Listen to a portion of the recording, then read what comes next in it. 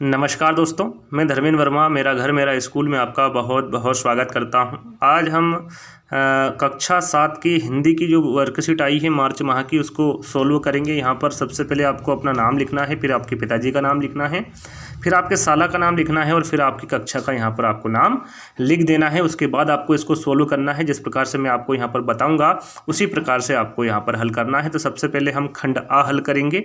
ये 4 नंबर का प्रश्न है। यहाँ पर 4 आपको शब्द दिए हुए हैं जो शुद्ध आपको करना है। तो यहाँ पर जिस प्रकार से व्यायाम लिखा हुआ है, सामर्थ्य लिखा हुआ है, निर्भय लिखा हुआ है, अक्षर लिखा हुआ है, तो इनको आपको शुद्ध तरीके से लिखना है।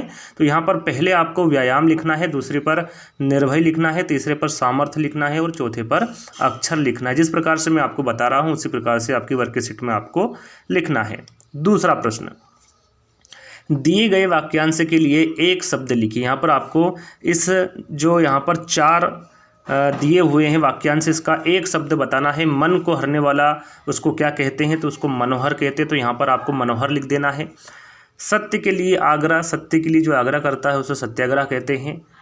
तीसरा है जिसकी तुलना न की जा सके उसे अतुलनीय कहते हैं। और चौथा है जिसका कोई नाथ ना हो उसे अनाथ कहते हैं। तो जिस प्रकार से मैंने आपको बताया है उसी प्रकार से आप अपनी वर्कशीट में भर लेंगे। चलिए, तीसरा प्रश्न है, बुंदेलखंड केसरी पाठ के आधार पर बताइए कि घोड़े को भले भाई की संज्ञा क्यों दी गई है। वर्तमान समय में आपने घोड़े का उपयोग कहाँ कहाँ होते देखा है, लिखिए। तो यहाँ पर आपको लिखना है कि भले भाई की संज्ञा क्यों दी है। तो यहाँ पर आप लिख सकते हैं कि देवगढ़ युद्ध के दौरान छत्रसाल बुरी तरह घायल हो गए थे। उनका प्यारा घोड़ा रात भर उनकी रक्षा करता रहा। दूसरे दिन छत्रसाल के भाई अंगद राय की पहचान करने के बाद ही घोड़े ने उन्हें छत्रसाल के शिविर में जाने दिया। स्वस्थ होने पर छत्रसाल ने अपने घोड़े को भले भाई की उपाधि दी। अब यहाँ पर लिखा गया है कि आपने घोड़े का उपयोग कहाँ कहाँ होते देखा है। तो आप यहाँ पर लिख सकते हैं घोड़े का उपयोग एक स्थान से दूसरे स्थान तक आने जाने में होता है, शादी विवाह में होता है, माल ढोने के लिए घोड़े का उपयोग किया जाता है। तो यहाँ पर आप इस प्रश्न का उत्तर लिख सकते हैं। चलिए, चौथा प्रश्न है कि पद्मासन का चित्र बनाते हुए इससे होने वाले लाभ अपनी सहायक वाचन पुस्तक में खोज कर लिखिए। तो यहाँ पर देखिए आपको पद्मासन का चित्र दिख रहा होगा। आपको इस प्रकार से अपने वर्कशीट में बना लेना है। जिस प्रकार से आपसे बने जरूरी नहीं, जिस प्रकार से मैं बता रहा हूँ उसी प्रकार थोड़ा बहुत इधर उधर हो जाता है, उससे कोई फ़र्क नहीं पड़ता है। आपको पद्मासन का चित्र बनाना है और उससे होने वाले लाभ आपको यहाँ पर पॉइंट बनाकर लिखना है, 1 2 3। तो यहाँ पर जिस प्रकार से मैं आपको बता रहा हूँ उसी प्रकार से आप अपनी वर्कशीट में भर लेना। तो यहाँ पर सबसे पहले आपको पहला पॉइंट लिखना है कि यहाँ आसान मन और मस्तिष्क को शांत करता है, एकाग्रता बढ़ाने और ध्यान केंद्रित करने के लिए उत्तम आसन है। पद्मासन पाचन सुधारने और मांसपेशियों के तनाव को कम करने में भी मदद करता है। यहाँ आपके रक्तचाप को नियंत्रण में लाता है और यहाँ आसान सबसे सरल आसन है और जिसे हर उम्र के लोग कर सकते हैं। कौन से आसन को? पद्मासन को। तो यहाँ पर हम अगले प्रश्न की ओर बढ़ेंगे। 5वां प्रश्न, कर्तव्य पालन पाठ के आधार पर बताइए कि हम सुख दुख के बंधन से मुक्त कैसे हो सकते हैं। एक विद्यार्थी होने के नाते आपके क्या कर्तव्य है। तो यहाँ पर आप इसका आंसर लिख सकते हैं, हम सुख और दुख दोनों स्थितियों में एक समान रहकर सुख दुख के बंधन से मुक्त हो सकते हैं।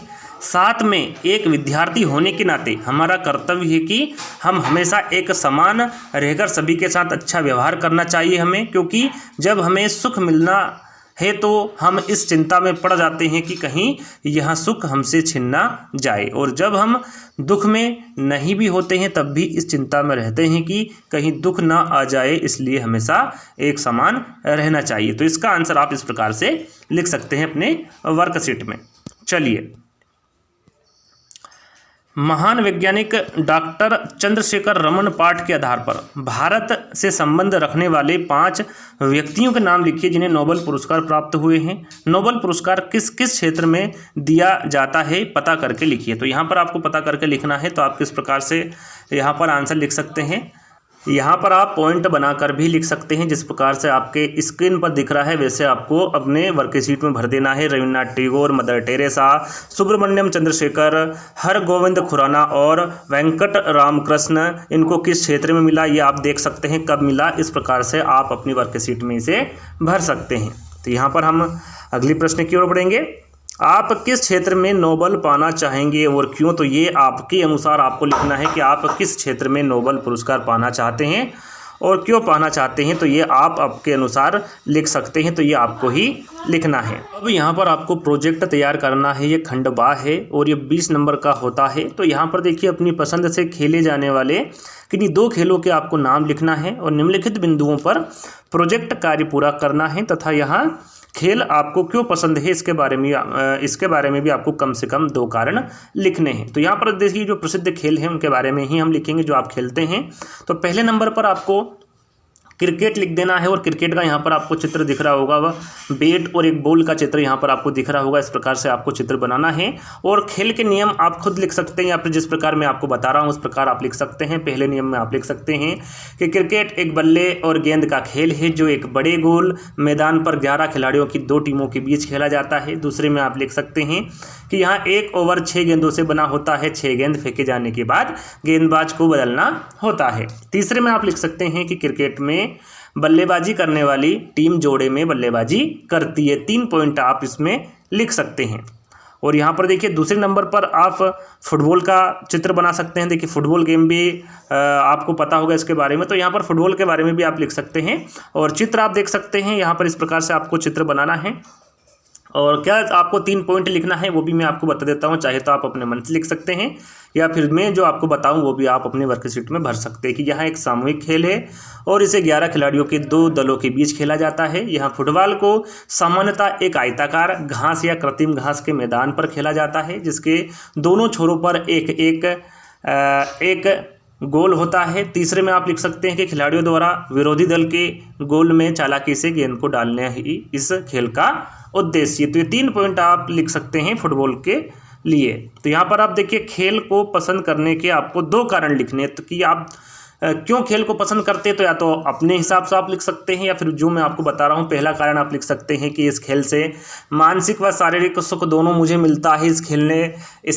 इसे खेलने के बाद मैं अपने आप को स्वस्थ महसूस करता हूँ। दूसरे में आप लिख सकते हैं कि इस खेल से मेरे शरीर में स्फूर्ति आती है और अनेक प्रकार की कसरत भी हो जाती है। तो 2 पॉइंट आप यहाँ पर बना सकते हैं। चलिए आगे आपको यह शब्द पहेली भरना है। तो शब्द पहेली में जिस प्रकार से भर रहा हूँ उसी प्रकार से आपको शब्द पहेली को भर देना है और आपको अपने टीचर्स को ये वर्कशीट को सबमिट कर देना है। आपको फुल मार्क्स में से फुल मार्क्स आ सकते हैं। तो यहीं पर आज का जो वीडियो है दोस्तों यहीं पर समाप्त होता है और बाकी जो वर्कशीट आपकी बची हुई है उसकी भी वीडियो हम जल्द ही ले आएंगे। तो आज का वीडियो दोस्तों यहीं पर समाप्त करते हैं। जब तक के लिए धन्यवाद।